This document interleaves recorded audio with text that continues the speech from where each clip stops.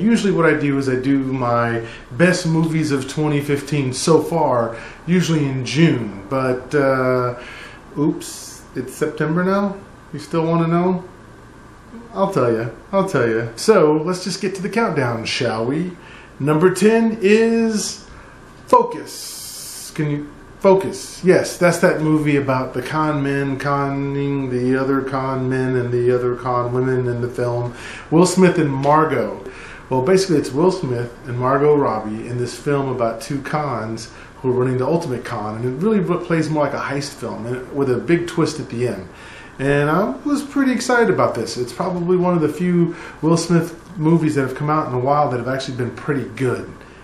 After Earth, anyone? Ugh. There's still a bad taste in my mouth about that one. But anyway, number 10, Focus, for sure. Number 9, Avengers Age of Ultron. Now, I was literally looking forward to this movie earlier in the year, and I thought this movie would be great. Unfortunately, it's not great. It's good, but it's not great. So I think what wore me out really is that I saw pretty much everything in this movie in all of the trailers. It was almost like I didn't need to see the movie. The only thing I didn't know that happened in the movie, spoiler alert, is that Hulk and Black Widow had a thing going on and that Hawkeye was married. Outside of that, because of the trailers and everything else and all the footage and featurettes, I pretty much knew everything in this film. So by the time the film came along, it just really wasn't enough to be great like the first Avengers, which may not be fair anyways, because the first Avengers, well... it has to stand on its own, right? Number 8, Jurassic World. Yeah, now Jurassic World, about time. I was really ready to see this film. We finally got it out there, and I don't know. I think this film was great whenever we saw the dinosaurs on the screen, even though the CGI was spotty in places. But what really killed this movie for me, and has it at number 8, is the fact that it just, I don't know, the human characters just were not interesting. They were very just one-note characters, no dimension to them at all. The bad guy, and I love Vincent D'Onofrio, but he was just your garden variety villain with this mustache twirl. And then, I don't know, Chris Pratt, I love him, but just the role that he was playing was just basically a mix of the Marble Man and Crocodile Dundee. So we've seen the tough guy trope before. And then I guess you have Dallas Bryce Howard's character, which... actually was the one that had an arc throughout the whole film. But either way, you just didn't care about the kids. You didn't care about the relationships. That was probably the worst part of Jurassic World. But it still was a fun and enjoyable film because of the dinosaurs. And they took that up as far as they could, a couple of notches. I liked that. I thought that was good.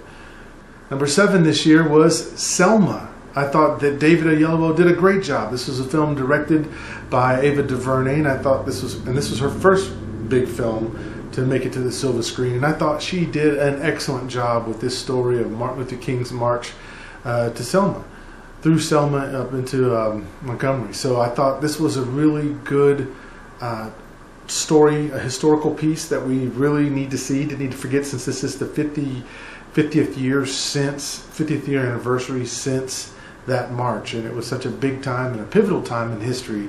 And again, David Oyelowo, here's an African, I guess he's a British Nigerian, who was having to get that Atlantean southern accent down, and of course the cadence at which King spoke at, which no one's ever going to copy it, but David Oyelowo was close. And I'll say he was also snubbed at the Oscars, since the film was released actually in 2014, but in wide release in 2015. Number 6. Another movie, American Sniper, that was also released in 2014 but had its wide release in January. I think it was January 9th or 12th or something like that. But this one was a great movie. Bradley Cooper was the lead actor in this film, and I think it was Sienna Miller played his wife. Great film. I actually loved the cinematography in this, the wide shots, the angles, the views.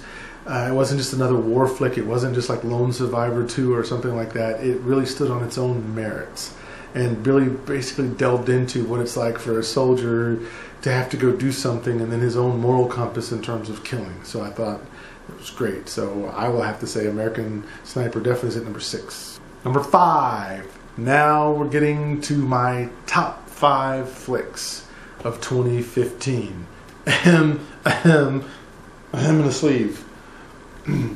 So, Number 5 is the Disney movie or the animated film Inside Out. Now, I thought Inside Out was a rather smart film talking about basically this child, but the emotions of this particular child, and just it was actually too smart to be a kids movie, but it definitely had scenes in it that you could see where it would make kids laugh. So actually, this film just kind of surprised me. I didn't really realize that there would be something that could come out at this level of depth, but still be for kids. I mean, I just found myself going, that's right, well, yep, that's exactly right. So kudos to them for getting this film right. Number four, that goes to McFarland USA. This is the movie about Kevin Costner, who's a coach who kind of gets kicked out of the hometown he's in and goes to this town that's predominantly Latin and has to teach at this school. It's kind of a penance for what he did in a good school and a good district and all this stuff.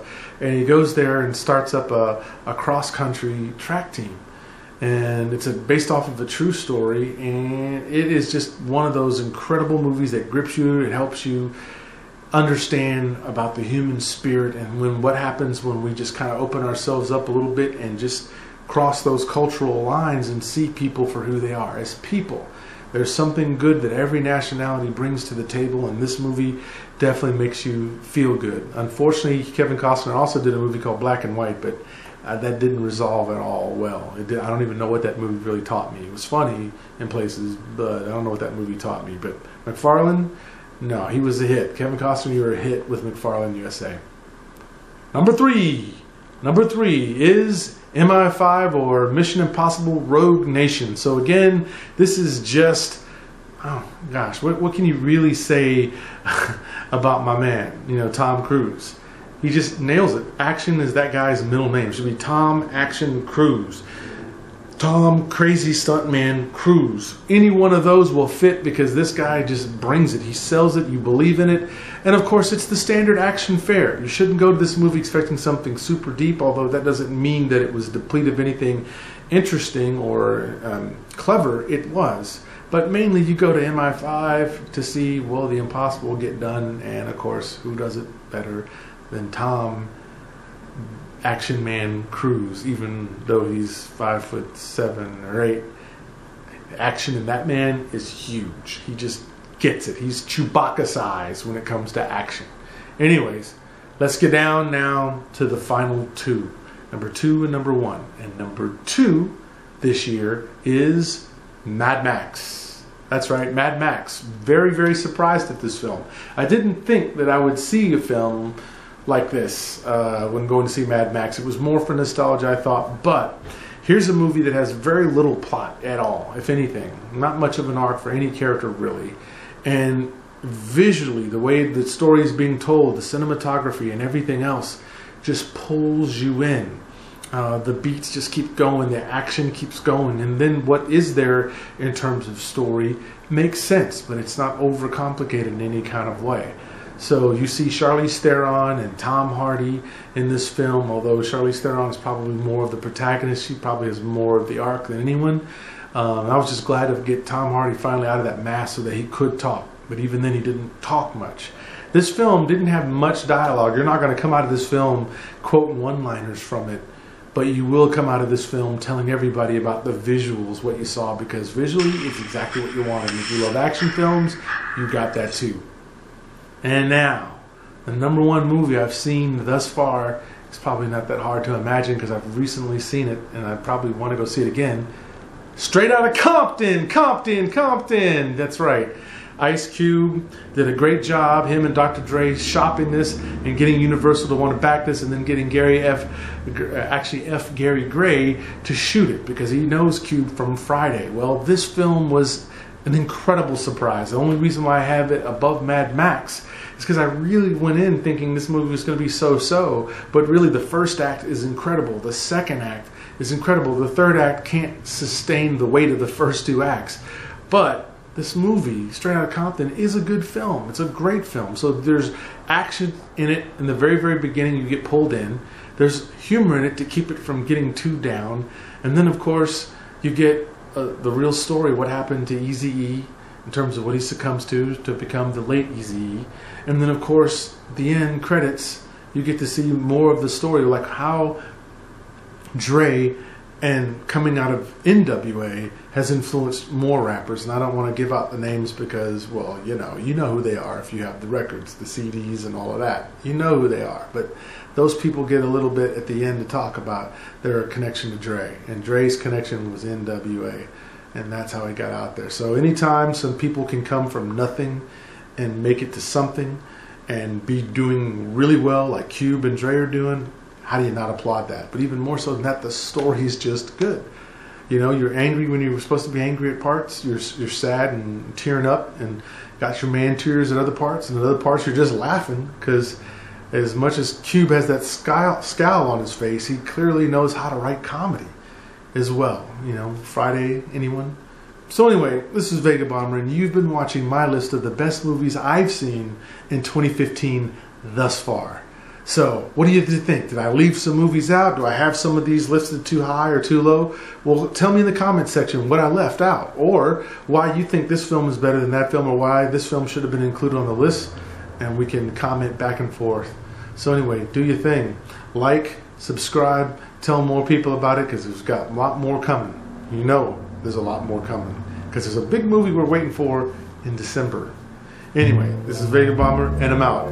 You!